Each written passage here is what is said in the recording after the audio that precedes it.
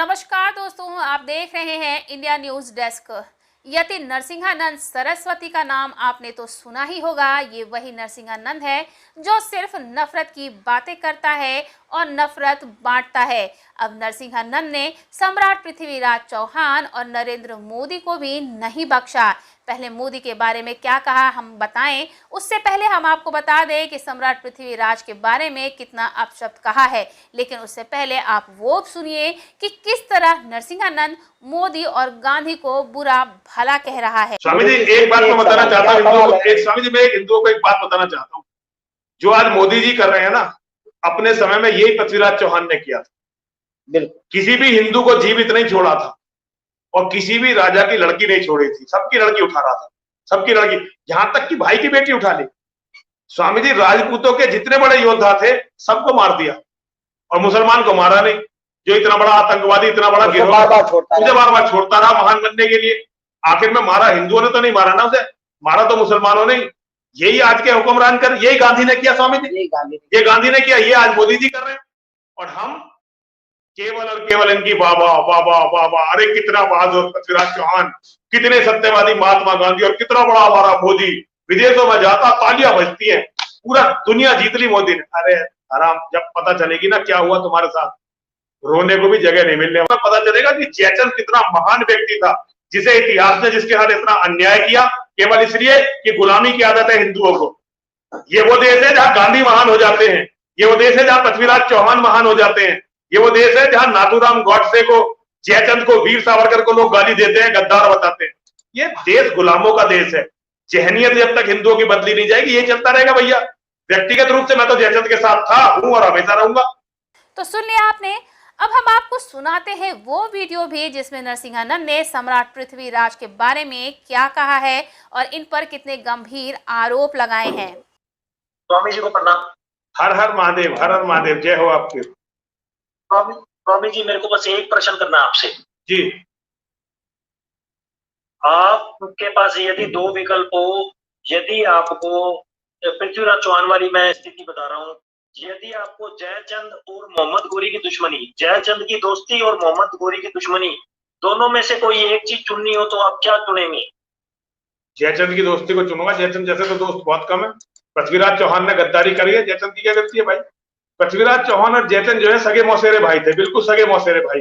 एक ही नाना के दोनों देवते थे, दोनों गुरु भाई थे, एक ही आश्रम में रह के पढ़े। जयचंद जो है हमेशा ही पृथ्वीराज चौहान का जनरल था। जब भी पृथ्वीराज चौहान कहीं लड़ने जाता था जयचंद को बुला लेता था। जयचंद पृथ्वीराज चौहान के साथ रहता था। एक दिन 65 साल के पृथ्वीराज चौहान जो है जयचंद के घर गए।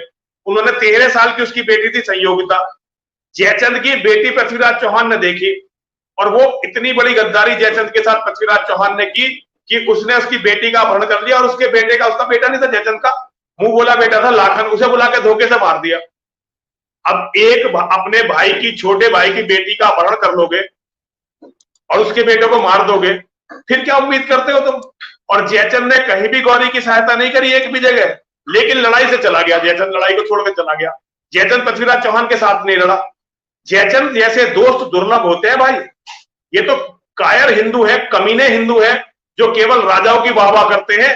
राजाओं की वाहवाह के सिवा आप भाटों का लिखा हुआ इतिहास पढ़ रहे हैं?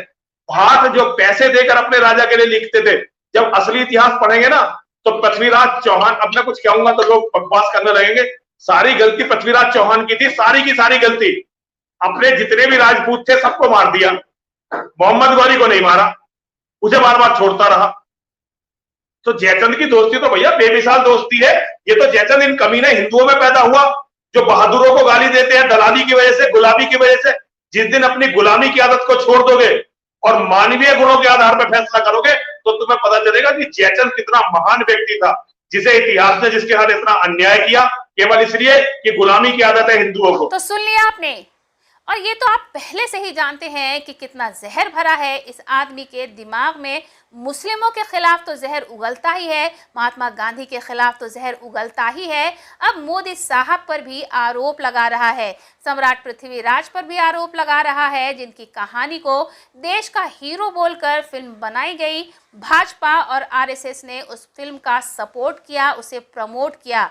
अब उस योद्धा पर भी आरोप लगा रहा है। अब मोदी भक्त क्या करेंगे, ये बड़ा सवाल है। हम आपको बता दें कि हिंदूवादी नेता यति नरसिंहानंद अपने बयानों को लेकर अक्सर विवादों में रहते हैं। सितंबर 2022 में एक धार्मिक समारोह में एक समुदाय विशेष के खिलाफ भड़काऊ बयान देने के आरोप में पुलिस ने यति नरसिंहानंद, अखिल भारतीय हिंदू महासभा के राष्ट्रीय महासचिव पूजा शकुन पांडे और उनके पति अशोक पांडे के खिलाफ मामला दर्ज किया था।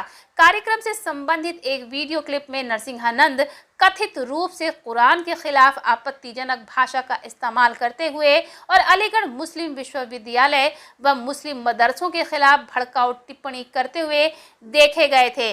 उन्होंने मांग भी की थी कि ऐसे संस्थानों को ध्वस्त किया जाना चाहिए।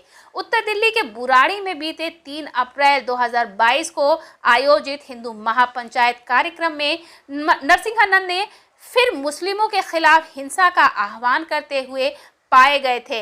इस संबंध में उनके खिलाफ केस दर्ज किया गया था, जिनमें से 2 अलग अलग मामलों में उनकी गिरफ्तारी भी हुई थी।